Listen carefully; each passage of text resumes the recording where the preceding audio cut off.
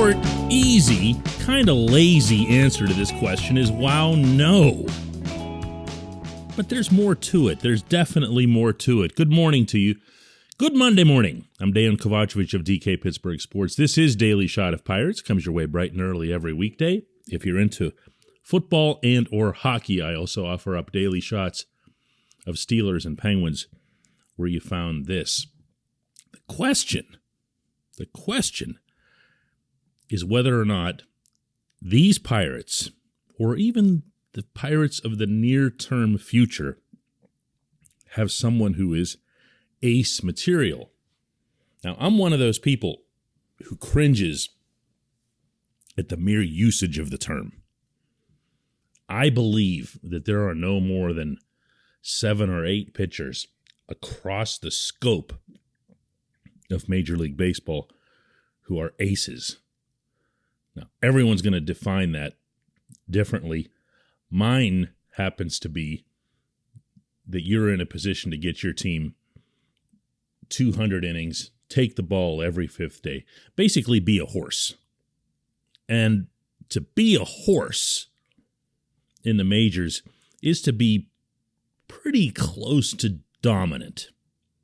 There aren't many of those guys. I mean, you're talking about your Max Scherzer types, the real rarities, the Justin Verlanders. There's so few of them. They're so precious, and they're also, by the way, so expensive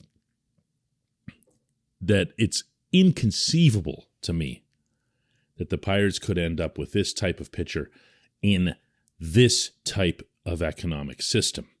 However, if this system remains unchanged, there's also the reality that you can have this type of pitcher for at least the first handful of years of that individual's career. Case in point, you draft Gerrit Cole. A lot of people don't know this, but once you bring a player to the majors, that's when their service time clock starts ticking. Not before that. Once you bring them. So you could, theoretically, slow them down a little bit, through their development. Make sure that every T is crossed and every I is dotted. Take a little longer than they might like. Definitely longer than their agent might like. And you get them into a uniform, and you've got them for 5-6 years. As they get closer to free agency, you can consider trading them. Make sure your GM is not Neil Huntington, so you don't get completely hosed when you send Gerrit Cole to the Astros for a whole lot of next to nothing. And you got an ace for a while. And you can do kind of what the Tampa Bay Rays do when they have a Blake Snell. As someone reaches maximum trade value, you can move them then. You don't have to wait the full 5 or 6 years. But within a greater reality here, what's way more likely is that the Pirates would have to find their own definition of what constitutes an ace and be a little bit more realistic about it. I think I might have a guy, but you got to promise not to laugh. This portion of Daily Shot of Pirates is brought to you by our friends at North Shore Tavern that's directly across Federal Street from PNC Park. It's home of Steak on a Stone, an eating experience, underscoring the word experience. The steak is brought to you partially cooked on an 800-degree stone, and you do the rest. It's a ton of fun, it's a great meal, and it's a baseball atmosphere like no other in Pittsburgh. North Shore Tavern, right across Federal Street from PNC Park. JT Brubaker is exactly no one's idea of an ace. Let me get that out of the way right up front. You can go old school stats, new school stats, any school stats, and he will not meet any definition of ace. This past season, he went 5-13 with a 5.36 ERA, gave up 28 home runs. Most of those in a second half barrage that was just merciless at times. 3, 4 a game. And yet, there's something about this dude that has me holding faith in him, which is not exactly my thing when it comes to pitching and the Pirates, and definitely not my thing for pitchers operating under Oscar Marin, who makes nobody better. But JT's made of a different cloth. I happen to believe that. And over his last 3 seasons of professional ball, he's had to take an unusual path to get where he is. For anybody who doesn't remember, JT was shut down in 2019. This was under the previous management. Out of concerns for his elbow, they got a little lucky, and he didn't need surgery, but he still needed to be shut down for almost the entire season. And I remember being around Huntington on the Sunday morning at PNC Park when he shared that news. Didn't really know that much about JT at the time, but you could see in Huntington's face that he was legit disappointed. Like, this was really, really hard thing for him to have to share. That tells you how much they thought of how good he was going to be, or could have been, for that team in 2019. He was not going to stay in the minors. They really, really liked him. So then the pandemic hits, 2020, everybody's shortened. 2021 was really the first chance that JT had to get back on the mound and show that he could do it. Show that he could stay healthy. Show that he could be out there. And as it turned out, he led the Pirates in innings with 124 and a third. And he started off really well for anybody with a memory that long. It took a while for those home runs to start creeping into his repertoire. And once they did, they were really odd. Like, he would pitch not extremely well, but at least very...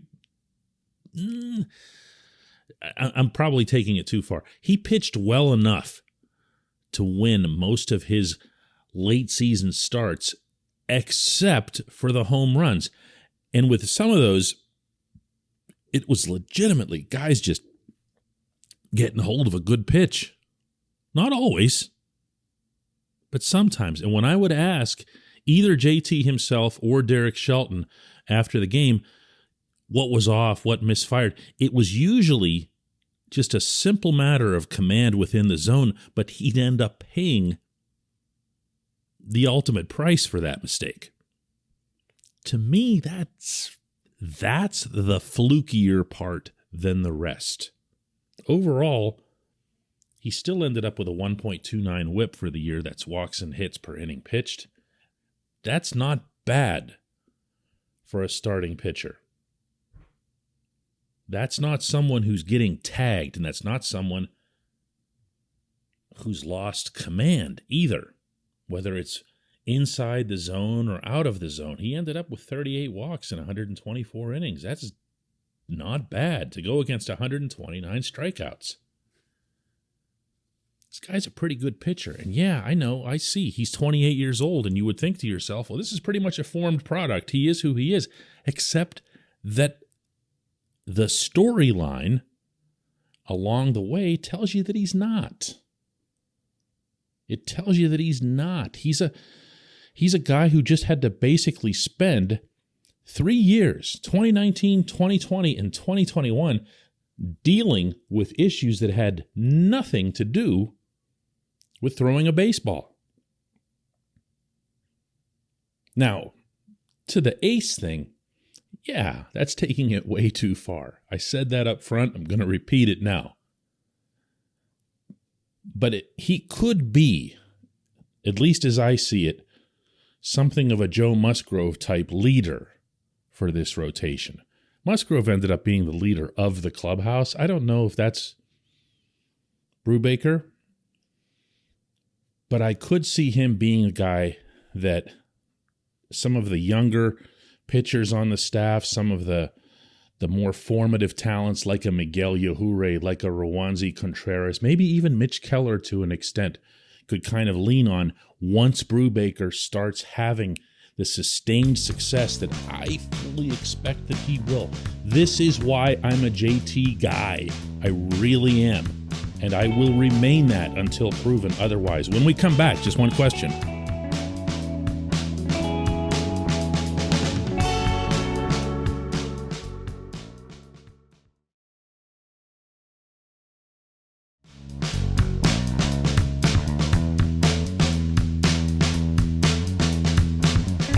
It's time for just one question, and today's comes from John Gurchalski, who asks, I am desperately searching for the exact quote, but I believe it was Bryce Harper who said that if all else fails, Major League Baseball and the Major League Baseball Players Association could renew their existing contract for 1 year. Is this true? I wish I had the quote to back this up. You don't need the quote, John. It's completely true. It's always true. And it does occasionally happen, and it has happened in baseball, where the owners and the players realize they're up against it. They'd rather not miss the season. They do have differences. They'd rather settle them at some point down the road, and they say, well, let's just do another year like this.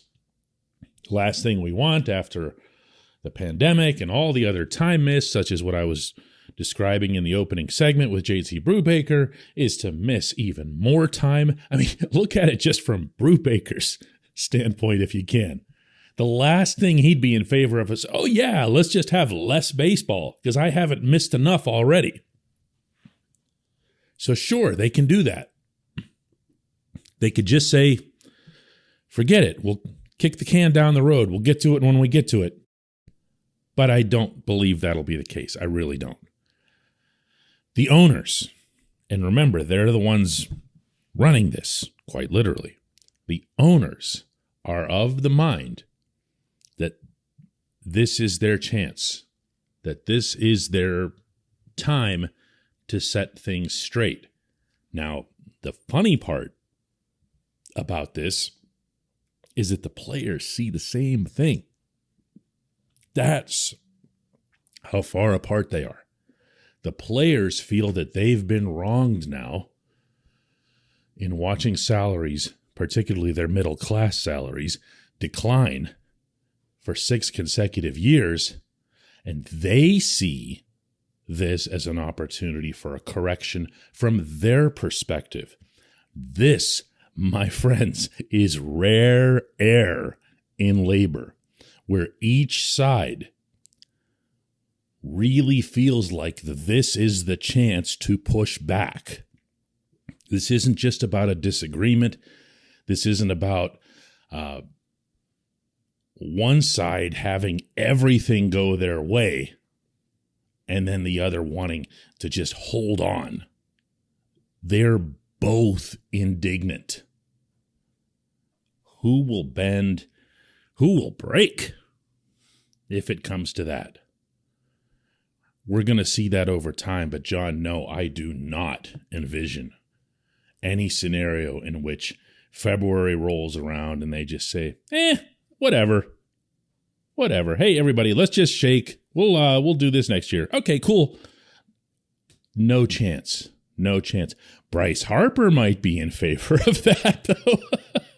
Bryce Harper's the one and the perfect example of someone who has benefited from what's happened over the last 5 or 6 years, which is that, quite literally, the richest in baseball have gotten richer, and the ones in the middle, and particularly the ones at the bottom end, have gotten poorer.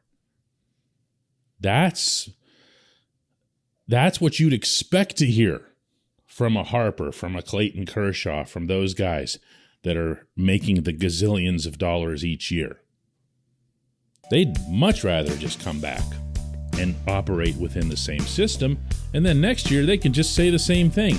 Not going to happen, John. It's just not going to happen. I appreciate the question. I appreciate everybody listening to Daily Shot of Pirates. Let's do another one tomorrow.